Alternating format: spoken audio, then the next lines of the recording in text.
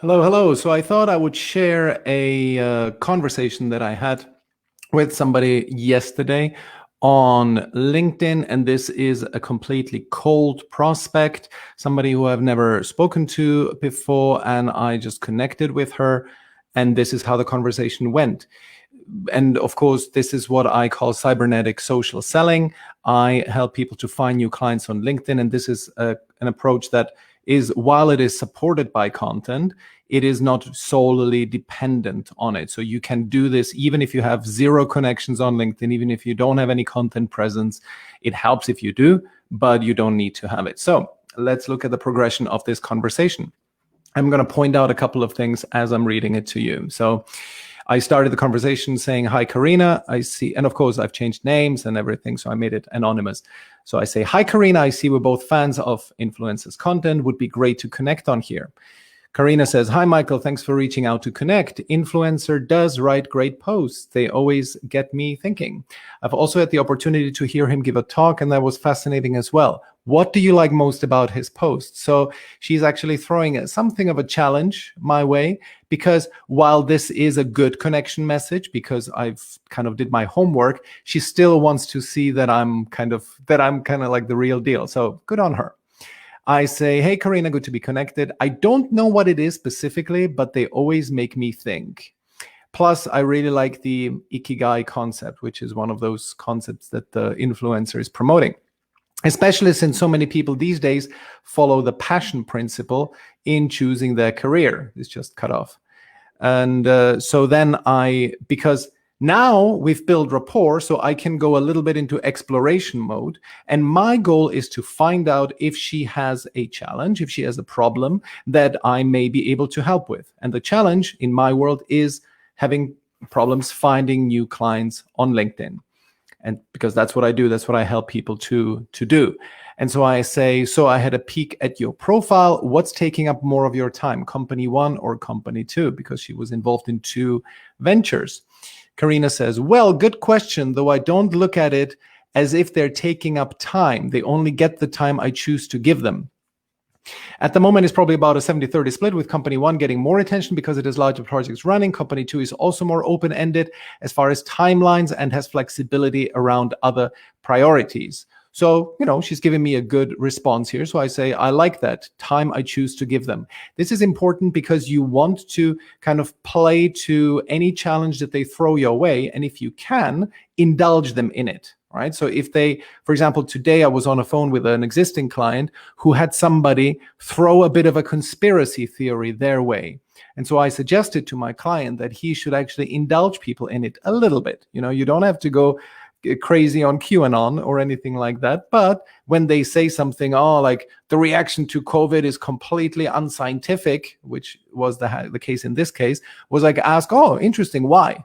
Because you want to build rapport up front, right? So you don't just ask them questions, don't reject them.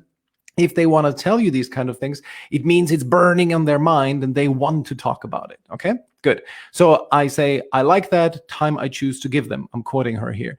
Then I say, "That's a good split. One main thing and a side project. I've always found 50-50 splits disconcerting for myself."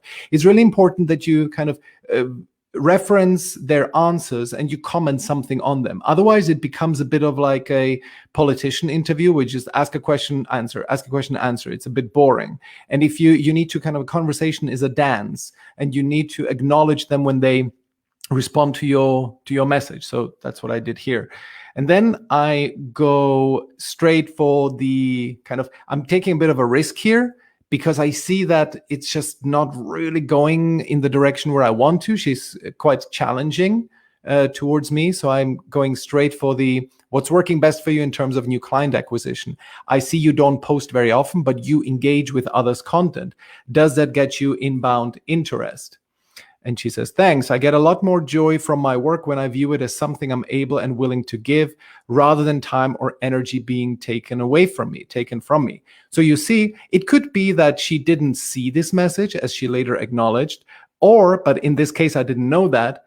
I thought that she's ignoring my message here, right? And this is important. It's going to happen to you that people will not respond to your message, and you have to deal with that. It means that they are it does not necessarily mean a no, I don't need this, but it is quite a challenge thrown your way. So what you do in this case, you ask, it would be rude to ask the question again. This is like, hey, you haven't answered my question. And that's not very nice. And people don't respond well to that. So try to ask a question that goes in the same direction, but ask it differently and ask about a different area for your question. So I'm going to show you what I mean by that.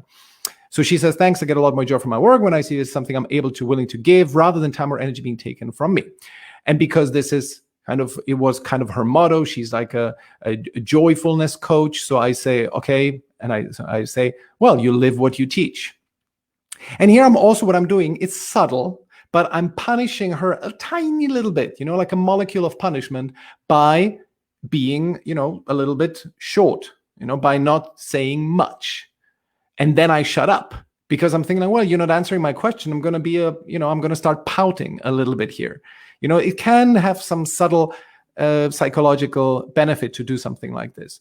Good. And Karina says, yep, so I know exactly what I'm asking of people when I coach them to change their habits in order to get different results. So she continues to ignore my previous message. So I'm getting a little bit frustrated here because I'm thinking, I'm just not getting my question answered. And then I thought at this point, it's not a good lead. I'm just going to move on. Maybe, let's see what else she comes up with. But then I'm thinking, not really. And then she says this. So I looked at your profile and see you coach people too. What do you like most about helping people with LinkedIn? Boom, I've piqued her interest. After seeing my profile, she is still interested. That's a very good sign. So I say, good question. I say it's giving them the feeling of control over their destiny. LinkedIn can be very frustrating when you're publishing content and nothing happens. So I'm trying to throw out a bait because I hope that she will actually respond to it saying, yeah, this is my problem. Right? Because I'm just saying something that could possibly resonate with her. And then I ask her, how about you? What do you like most about helping your clients? Because here I'm thinking, okay, I went down, I was quite direct, hoping that she would resonate with that. So let me kind of back off a little bit and ask about something that she may care about. And she said, that's true. And here she's referencing that LinkedIn can be frustrating. So here she says, yes, that's true. I find the direct messaging and connecting with people more frustrating than the content though. Boom, finally I got something. And this is the whole point of social selling. You need to find one thing that they find frustrating, they have problems with, so you can offer them a quick call. So I find the direct messaging, connecting with people more frustrating than the content though. I get that there's a ton of content, a very small percentage of my connections may even see it. So her problem is the messaging. So then I ask, what do you find frustrating about the messaging? And she says, well, but she continues her previous thread. But if I DM someone and get no response, that's a different level of wondering what went wrong. So she says, that's the bigger problem. I say, haha, yes, the silence is loud. And then I go for the offering the call. This sounds like something I might be able to help with. Let's jump on a quick 15-minute call, no pitching whatsoever. It's for me to see if I could possibly help. And I always make a point to provide some tangible value. And she says, sure, let's have some time. I have some time available tomorrow morning. All right, cool. So I hope this was useful. This is how I do social selling. And that way I generally get, like, for example, I think it was yesterday. I started 15 conversations like this and I got 3 calls. So that's it. You just simply get clients on demand, so to speak. All right. Hope it was useful and I talk to you soon.